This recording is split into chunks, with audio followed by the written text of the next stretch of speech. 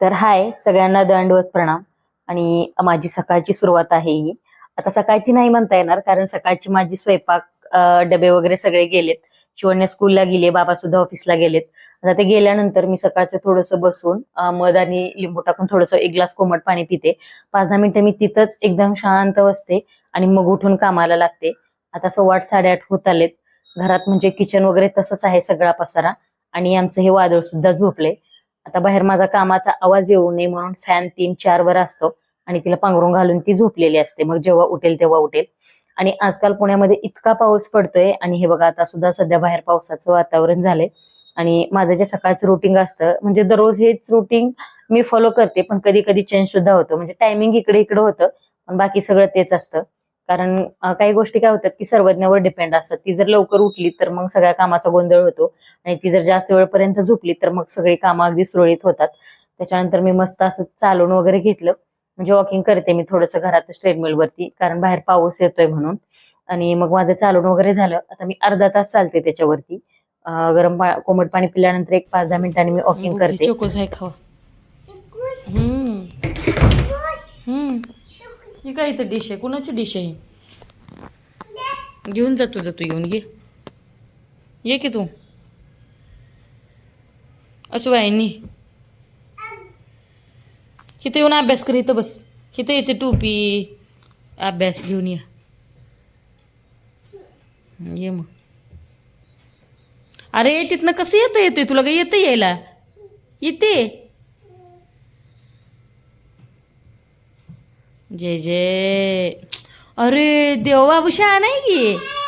आला आला आला आला आला. पडशील मागं, पडशील पडशील पडशील सोप्यावर पडशील पडते.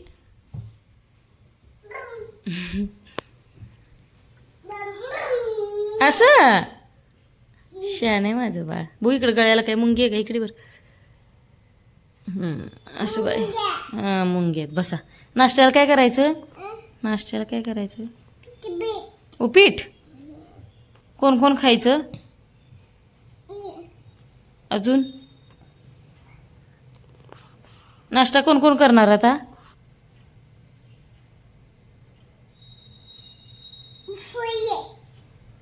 नाश्ता कोण करणार? उपीट कोण कोण खाणार?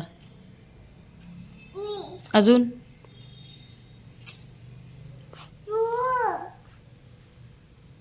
फ्लावर.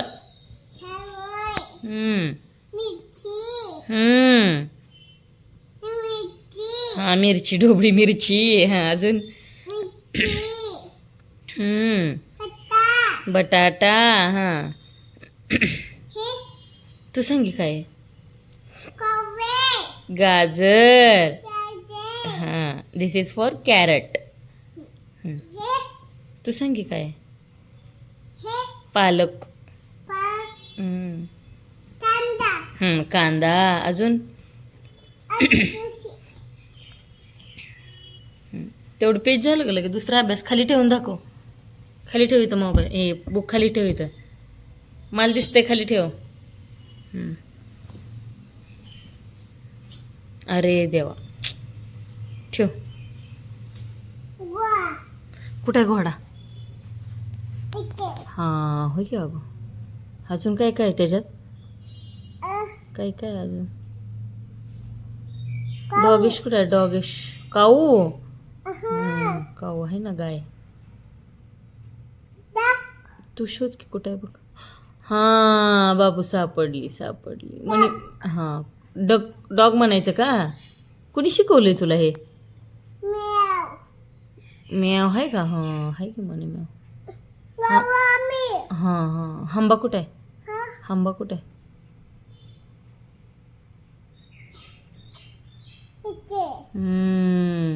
खाली चिमणी आहे का बघ बरं. खाली चिमणी कुठे दिसते का बघ बरं.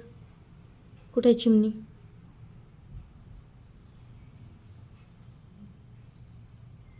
इथे चिमणी. स्पॅरो. अजून काय काय आहे त्याच्यात?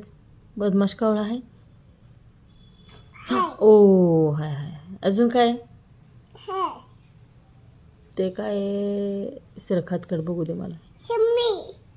पॅरट आहे तो. पॅरट. पोपट आहे पोपट.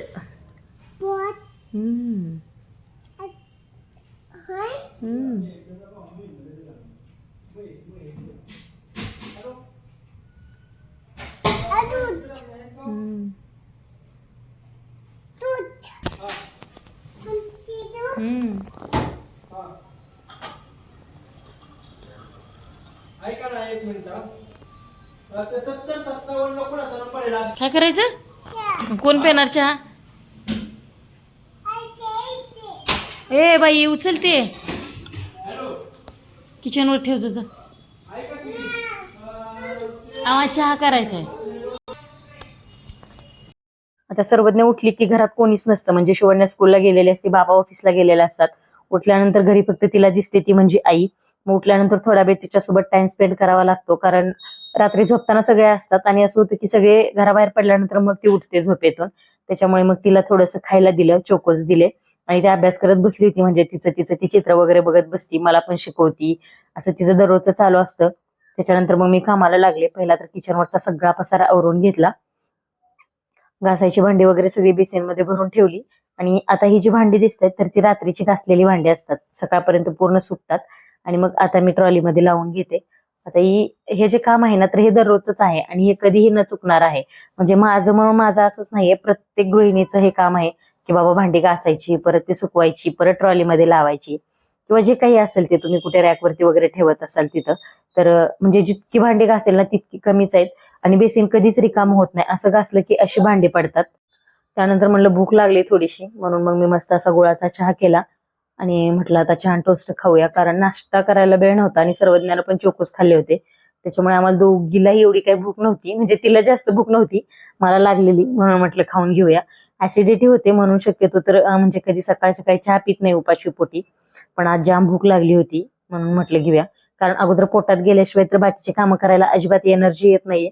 म्हणजे चहा जरी पिला ना फक्त तरी थोडंसं बरं वाटतं, पण आजकाल काय होते, चहा पिला ना की इतकी ऍसिडिटी होते की काय विचारू नका. म्हणून तर मी साखरेपेक्षा गुळाचा चहा पिते. आणि आता माझं पिल्लू सुद्धा मला कामात मदत करू लागते, आम्ही दोघी मिळून कामं करत असतो. तर हे बघा, आता आम्हाला कपडे वगैरे सुकत घातलेली कालची कपडे काढायची होती, तर अशी छोटी मोठी कामं करताना ती मला खूप सारी मदत करत असते. जे तिला पण करमत नसतं आणि मलाही तिच्यावर लक्ष ठेवायला लागतं. त्याच्यामुळे अशी कामं करताना मी तिला सोबत घेते, म्हणजे माझंही तिच्यावर लक्ष राहील आणि ती सुद्धा थोडीशी बिझी राहील म्हणून. कारण लहान मुलांसोबत घरातली सगळी कामं करणं म्हणजे वाटतं तितकं काही सोपं नाहीये बरं का खरंच. आणि म्हणजे कसं गॅलऱ्या वगैरे सगळे पॅक आहेत, पण काय करते ही, जर मी बाहेर असेल किंवा आत असेल तर ही कोणती म्हणजे बाहेरून दरवाजा वगैरे लावून घेते, म्हणजे मला आतमध्ये ठेवते, असं करते ती. त्याच्यामुळे प्रत्येक वेळी तिच्या मागच पळावं लागतं आणि लक्ष ठेवावं लागतं. कुठं दरवाजात बोट छेम, कुठं वर चढ खाली पड, अशा गोष्टी करत असते ती. कधी कधी किचन कट्ट्यावर सुद्धा चढून बसते. म्हणून शक्यतो मी जी कामं करेल ती कामं करताना ती माझ्या सोबतच असते, किंवा जर समजा तिला जर काम करायचं नसेल तर मग मी तिच्या सोबतच खेळत बसते, असं होतं. आता हे पटपट कामं आवरतोय आम्ही, तर चाललंय. मग तिचं पण होतं, ती बाल्कनीमध्ये खेळत बसलेली, मस्त चिमण्या वगैरे येतात तिथे तर बघत होती. आणि घरातली जी कामं असतात ना तर ती हे जे आहे ते ठरलेलं रोजचं रुटीन आहे. मी तुम्हाला जसं की मगाशीच पहिल्यांदा सांगितलं, वेळ मागं पुढे होईल पण कामं कधीच मागं पुढे होत नाहीयेत. जे आहेत तर ती कामं तर करावीच लागतात, कारण तिथं काही ऑप्शन नसतो. अजून बरीच कामं सुद्धा माझी पेंडिंग आहेत. आता सगळी कपडे घड्या करून मी कपाटात वगैरे ठेवून दिले, मस्त बेडरूम वगैरे आवरून घेतली आणि एक एक रूम आवरायला घेते मी. सुरुवात बेडरूम पासूनच, सुरुवात किचन पासून करते, म्हणजे कारण जर जास्त पसारा बघितला ना की मग लय कंटाळा येतो आणि सगळ्यात जास्त पसारा किचन मध्येच असतो. म्हणून आता मी झाडून काढत होते तरी सुद्धा ती माझ्या सोबतच होती, सोबतच असते. आणि दररोज हे आमचं असंच रुटीन असतं, कारण एकतर दुपारी 2 वाजेपर्यंत आम्ही दोघीच असतो घरी सकाळपासून. मग आता ही जी रूम आहे ना तर ती किड्स बेडरूम आहे, त्याच रूम मध्ये आम्ही हीटर वगैरे लावतो.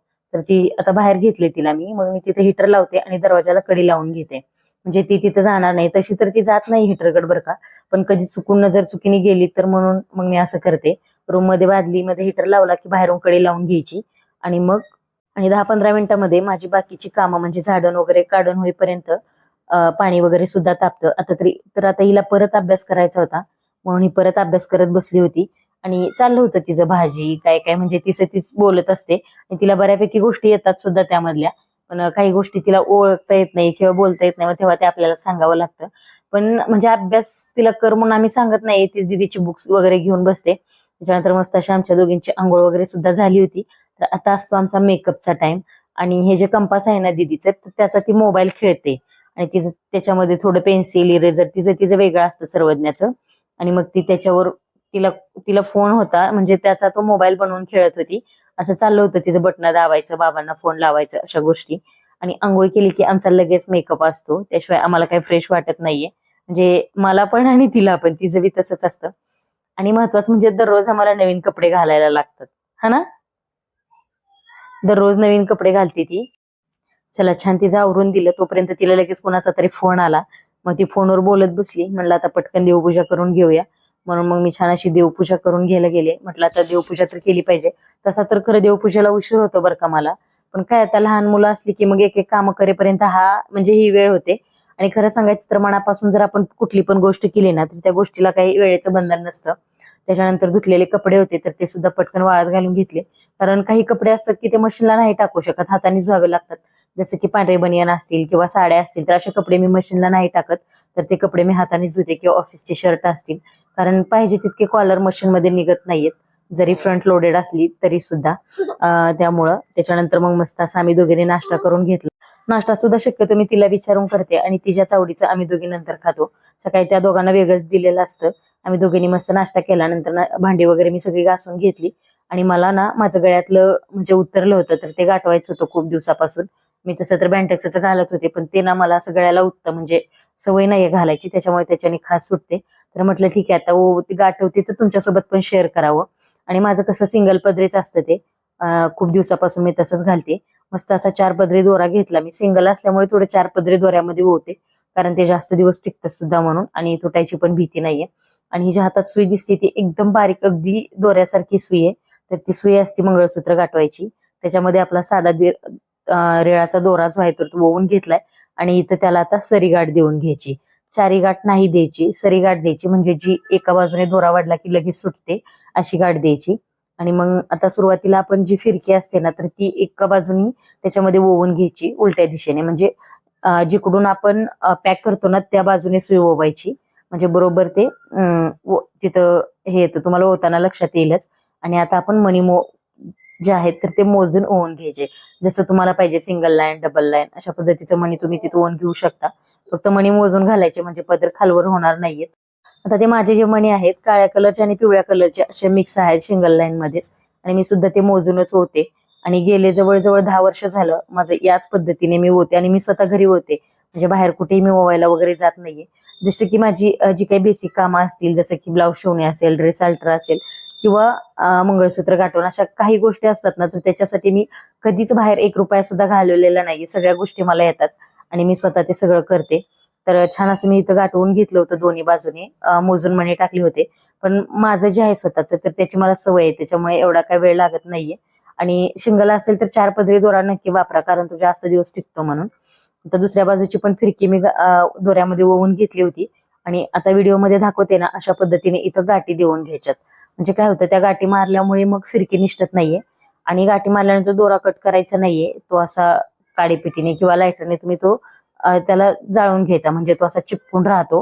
आणि चिपकल्यामुळे काय होतं, तो निष्ठत नाहीये.